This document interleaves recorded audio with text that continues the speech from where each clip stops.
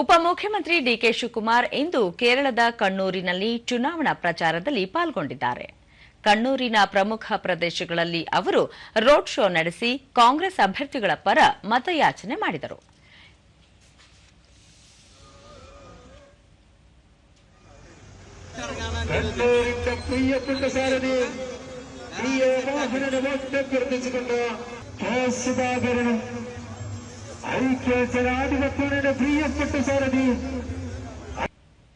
ಈ ಸಂದರ್ಭದಲ್ಲಿ ಸುದ್ದಿಗಾರರೊಂದಿಗೆ ಡಿಕೆ ಶಿವಕುಮಾರ್, ಕೇರಳದ ಪ್ರಸಕ್ತ ರಾಜ್ಯ ಸರ್ಕಾರ ರಾಜ್ಯದ ಅಭಿವೃದ್ಧಿಯನ್ನು ನಿರ್ಲಕ್ಷಿಸಿ ತೀವ್ರ ಭ್ರಷ್ಟಾಚಾರದಲ್ಲಿ ತೊಡಗಿದೆ.